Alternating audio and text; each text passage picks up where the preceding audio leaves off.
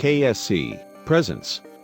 A dad of 3 was declared dead in 1986, but 25 years later cops got a tip-off about a fake ID. Arthur Gerald Jones exited his house in Highland Park, Illinois, in the spring of 1979. He told his family that he had a job to do, but Jones never came back to his wife and 3 kids. As a result, they had him declared legally dead in 1986. But there'd be one last twist in his story when cops fielded a call about a fake ID a quarter-century later. Joann Esplin and Arthur Gerald Jones both spent their childhoods in Highwood, Illinois, but they didn't meet until he got a job in her dad's shop. What started as puppy love blossomed into the real thing. By 1979, the pair had been married for close to 2 decades. Jones went on to manage Esplin's father's store before becoming a broker at the Board of Trade in the mid-1970s. His wife told the Chicago Tribune in 1979, "Art was quick with numbers. He bought his seat on the board 3 years ago, and I thought he was very successful." The pair had a seemingly picture-perfect home life too. The home Jones and Esplin shared sat on 2 acres of land in an affluent suburb called Highland Park.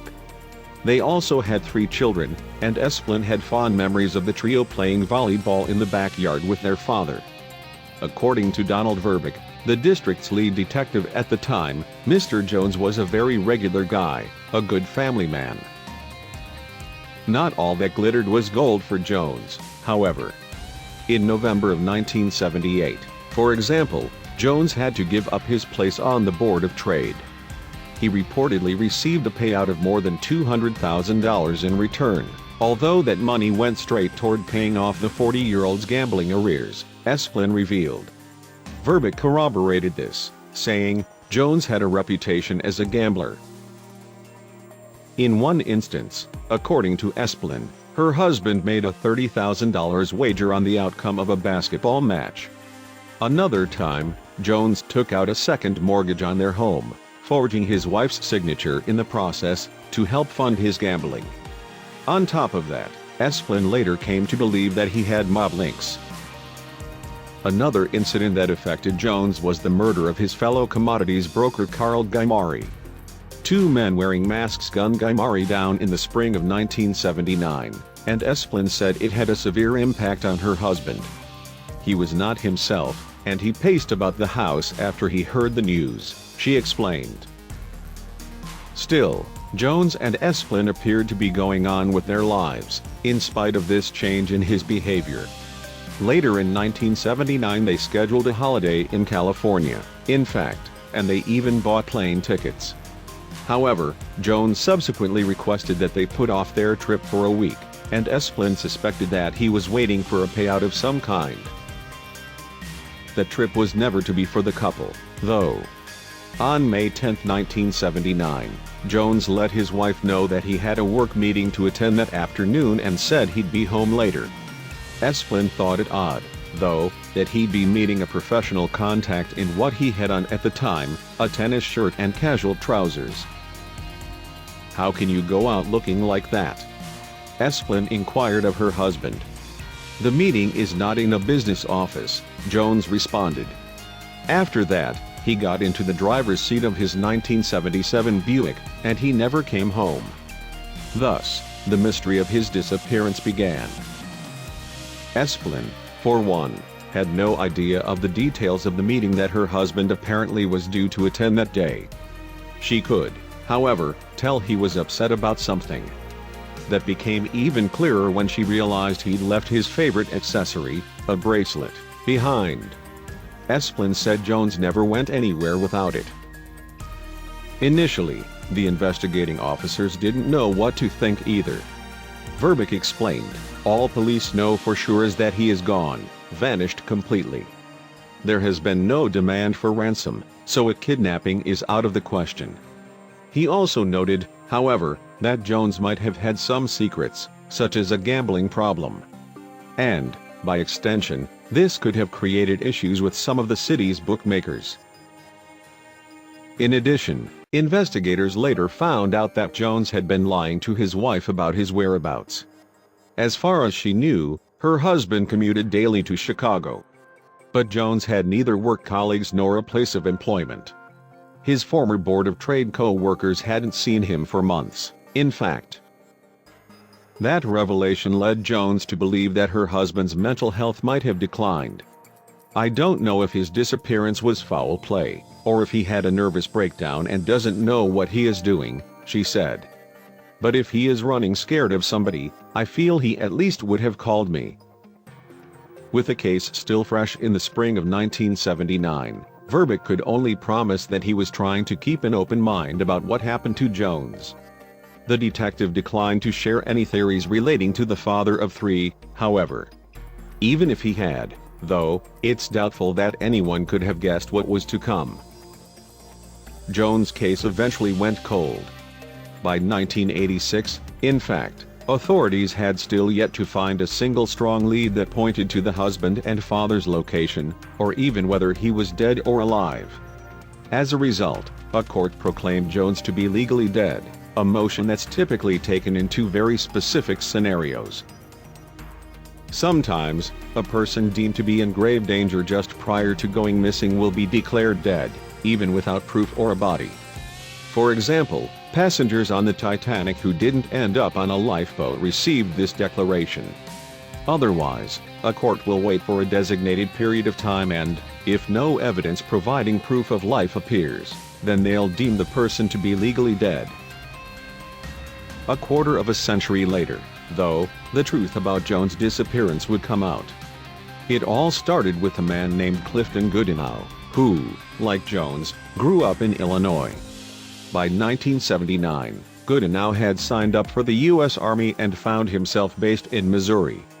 Then, in the mid-1990s, he relocated once again, this time to Arizona. Filing taxes in Arizona in 1995 left Goody Mao perplexed. He seemed to owe additional money on income that he hadn't actually received.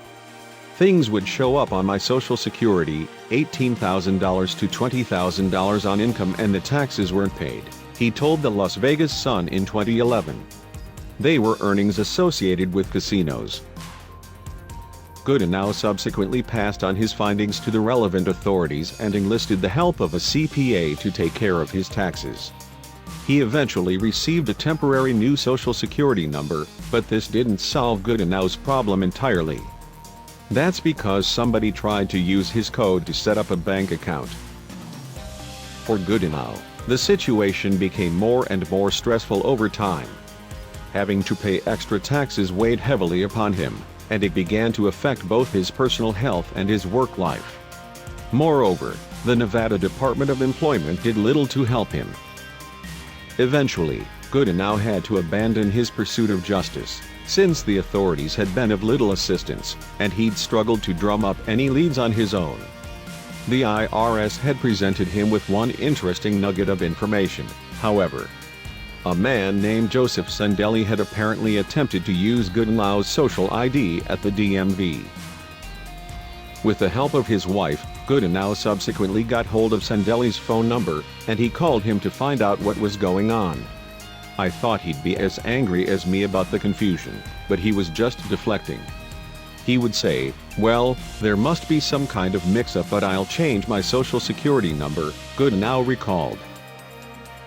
At first, Goody Mao thought it had been an unfortunate mix-up between two men from similar backgrounds.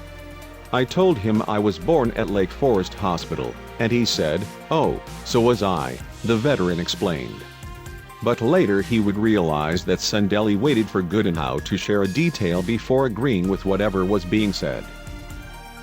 That exchange led Goody Mao to believe that Sendelli was actually just a good con man. Of course, the veteran didn't tell Sendelli about his suspicions. "I was afraid that if I mentioned that or threatened to contact law enforcement, he might have bolted," Goody Mao said. But what the veteran did do is to reach out to Arizona Senator John McCain. As instructed, Goody Mao sent in all of his tax details, as well as his Social Security information. From there, it only took the Social Security Administration and the Nevada Department of Motor Vehicles a few months to find the man they were after. And they realized that his real name wasn't Joseph Sendelli. The 72-year-old man posing as Joseph Sandelli in 2011 had once gone by a different name, in fact, Arthur Gerald Jones. Indeed, the man who had gone missing from his Highland Park home in 1979 had spent the previous 32 years living under a new identity, until the authorities finally caught up with him. A Nevada DMV arrest record states that in the year he disappeared, Jones purchased a fake ID for $800 from a work associate. The package included a Social Security card, as well as a birth certificate and a driving license, all bearing his new name, Joseph Richard Sandelli. With his new identity sorted, Jones eventually made his way to Las Vegas. He subsequently managed to find work at both the Desert Inn and Summerlin's Rampart Casino. Ironically, the man who'd built up huge gambling arrears had become a sportsbook writer. Nevada Department of Motor Vehicles spokesman Kevin Malone explained how Jones had managed to avoid being apprehended for so long.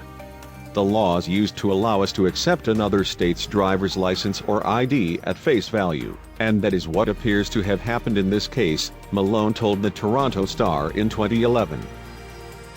He bought a false driver's license in Chicago, eventually brought it here, turned it in, and we gave him a Nevada license without questioning him, Malone continued. But with more rigorous checks into an applicant's background nowadays, it's apparently become much harder to obtain a license under a fake identity.